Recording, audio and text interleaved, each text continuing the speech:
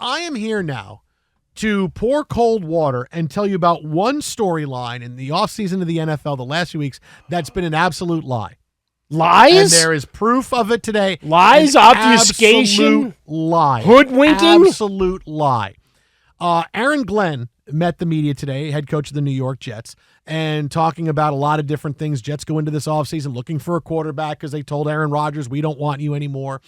And he wanted to make sure that everybody knew that, hey, we have a plan. We're trying to win right now. There's no plan, and I hope he's right. I hope he's telling the truth and not saying, we know we're going to stink for like 3 years. Well, so especially when all his players have gone every chance they get to go, what the hell are we doing? So I like the fact that he says the plan is to, I don't know who that magical mystery quarterback is, but hey, they have somebody in mind. Roll up. He wanted to make sure he told everybody he understood that the decision to move on from Aaron Rodgers was a very difficult one that has a lot of players upset. There's only one Aaron around here that matters, and that's me.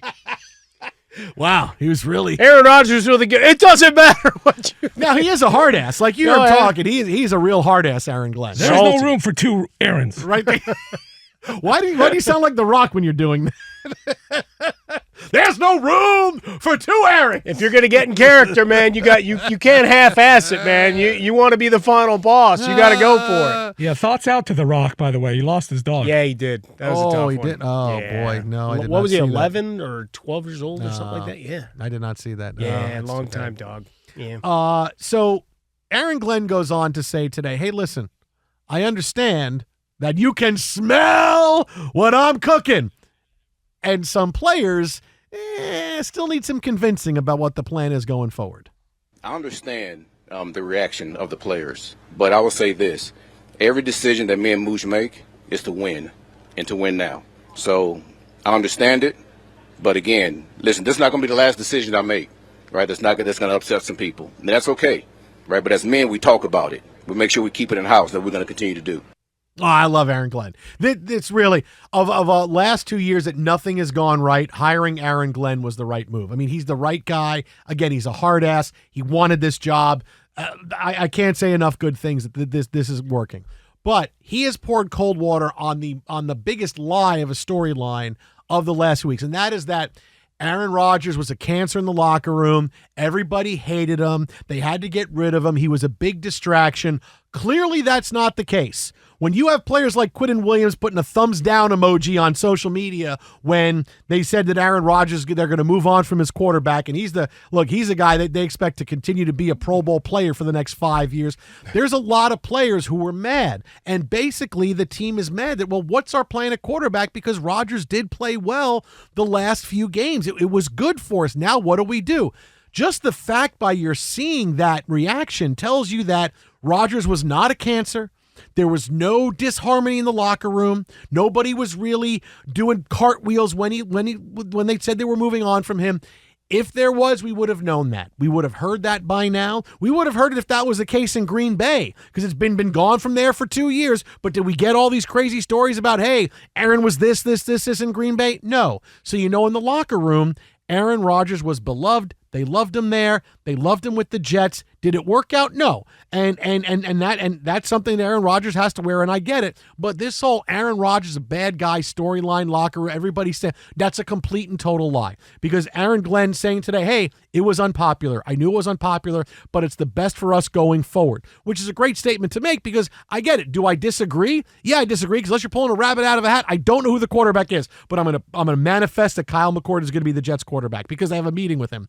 I'm going to manifest that if Kyle McCord is a Jets quarterback, I'll love it. But the fact that he said, listen, I understand this was unpopular. So, yeah, all the stuff about Rodgers, the media hates Rodgers. Of course, he's very polarizing with his, off-the-wall takes and stuff, and I get that. But to make it seem like that he was the problem, he was not. He was not the problem. Was his play on the field the first half of the year? 100%. 100%. He was not. He was skittish. He didn't step into throws. All the things we've talked about over the course of the year. Nobody's been more right about how we broke down Aaron Rodgers over the course of this last year with the Jets. But off the field, the distraction part of all that's a lie. So at least that was dispelled today, and probably why Aaron Rodgers still has a market even outside of New York. I don't know why. I don't know how. But if If Aaron Rodgers didn't have a market, he would be Kirk Cousins. We're not taking him. You're done. You're not going. But the fact that he has teams that could be interested tells me they know he wasn't a problem. They played well at the end of the year, but they're not going to bring a 40-year-old guy in who's going to be a problem. So if that was the case, they would still be washing their hair and saying, Aaron, sorry, you're not a fit for us here.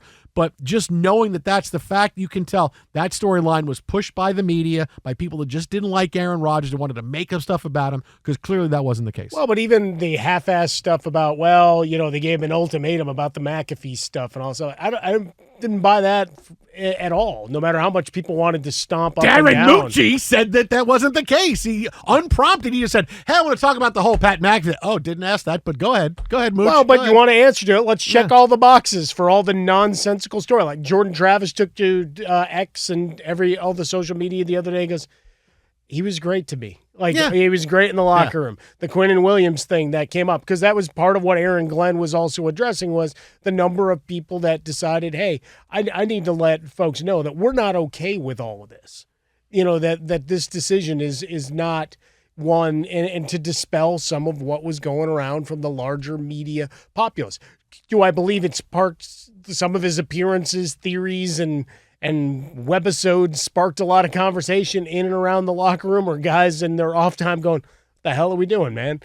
But as long as in the locker room he was a guy, he was supportive and a good teammate, again, going back to Green Bay, nobody came forward, right? It wasn't like you had a litany of folks coming forward going, oh, and by the way, he didn't do this or this or that. Like, no, he went to work. Was he a pain in the ass when it came to coming back to work in the offseason? Yes. Did he threaten to retire and go from way too many pages of the Brett Favre playbook that they'd all seen? Yeah, and that's why it ran its course. Here with the Jets, you had the unfortunate circumstance, and we can argue till we're blue in the face. Should Robert Saleh have been fired when he was? I don't know, because that defense fell off markedly once he was gone. Just like in Chicago, Eberflus, as bad as a head coach he was, the defense was nowhere near the same once he was relieved of his duties.